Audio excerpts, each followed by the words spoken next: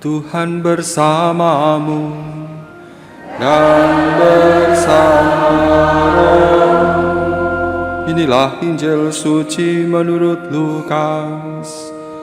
Dimuliakanlah Tuhan. Para pemungut cukai dan orang-orang berdosa biasa datang kepada Yesus untuk mendengarkan Dia. Maka bersungut-sungutlah orang-orang Farisi dan ahli-ahli Taurat, katanya, ia menerima orang-orang berdosa dan makan bersama-sama dengan mereka. Maka Yesus menyampaikan perumpamaan ini kepada mereka. Ada seorang mempunyai 2 anak laki-laki. Kata yang bungsu kepada ayahnya, Bapa, berikanlah kepadaku bagian harta milik kita yang menjadi hakku. Lalu ayahnya membagi-bagikan harta kekayaan itu di antara mereka. Beberapa hari kemudian anak bungsu itu menjual seluruh bagiannya itu, lalu pergi ke negeri yang jauh. Di sana ia memboroskan harta miliknya itu dengan hidup berfoya-foya. Setelah dihabiskan harta miliknya, timbullah bencana kelaparan di negeri itu, dan ia pun mulai melarat. Lalu ia pergi dan bekerja pada seorang majikan di negeri itu. Orang itu menyuruhnya ke ladang untuk menjaga babi. Lalu ia ingin mengisi perutnya dengan ampas yang menjadi makanan babi itu, tetapi tidak seorang pun yang memberikannya kepadanya.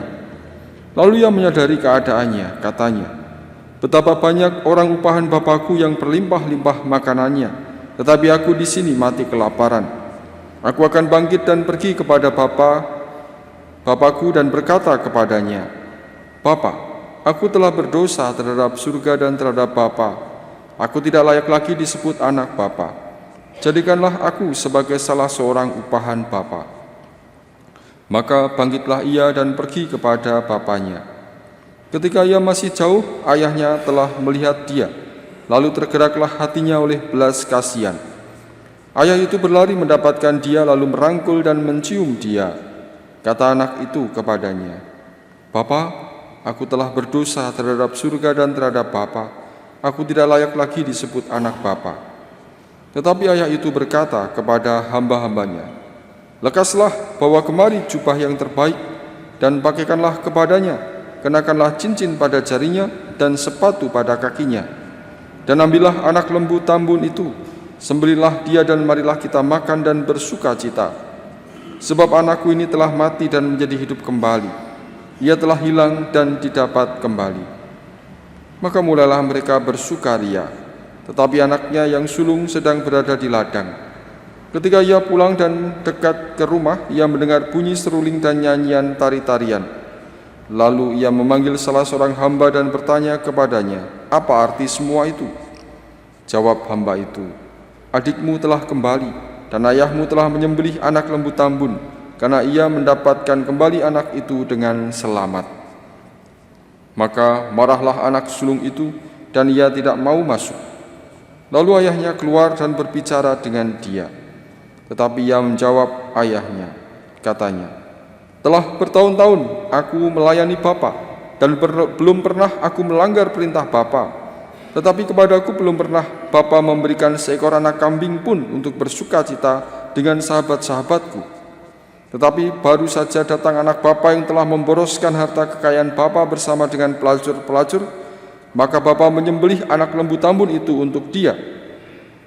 Kata ayahnya kepadanya, anakku, engkau selalu bersama-sama dengan aku, dan segala kepunyaanku adalah kepunyaanmu.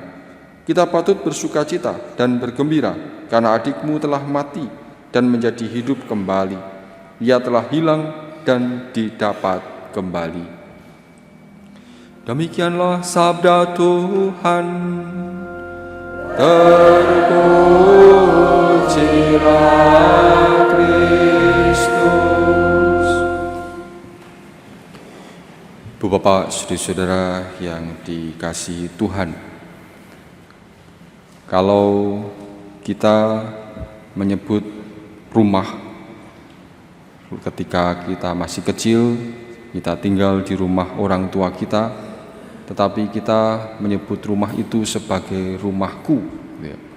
Dengan teman-teman, nanti kita belajar bersama di rumahku ya, padahal itu rumah orang tua kita. Dan banyak hal juga apa yang dimiliki orang tua itu lalu menjadi milikku juga. Itu hal yang biasa dalam hidup kita. Dan orang tua juga tidak akan mempermasalahkan itu.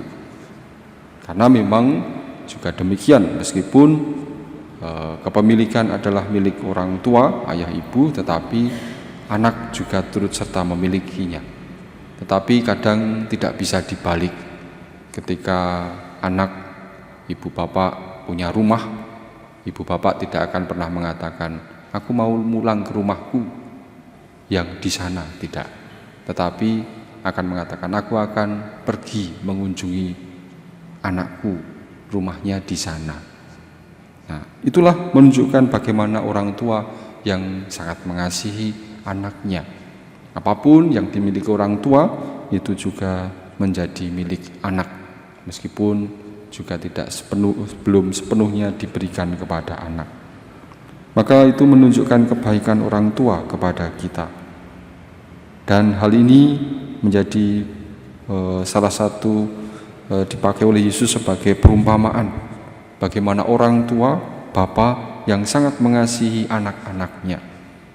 Bahkan ketika anaknya pergi meninggalkan, mengambil harta warisan sebelum orang tuanya meninggal, dan kembali orang tua tetap mau menerima dan menyambutnya. Dan si sulung ketika juga kembali dan merasa iri, orang tua juga mengingatkan bahwa semua yang ada padanya adalah juga milik si anak sulung ini, sehingga tidak perlu merasa cemburu, iri apa yang Bapa buat untuk adiknya itu. Itulah Bapa yang baik, Allah Bapa kita semua. Mari kita bersyukur atas kebaikan Allah kepada kita semua, menjadi Bapa bagi kita semua. Kita diajak untuk membangun pertobatan, karena sebesar apapun dosa dan kesalahan yang pernah kita lakukan, Allah Bapa kita akan menerima dan mengampuni kita. Dan kita pun juga diajak untuk tidak mudah iri kepada sesama kita, karena Tuhan tetap mengasihi kita, terlebih ketika kita selalu tinggal bersamanya. Maka yang diperlukan adalah syukur atas kasih Allah Bapa kita yang terus memelihara hidup kita setiap hari. Kemuliaan kepada Bapa dan Putra dan Roh Kudus.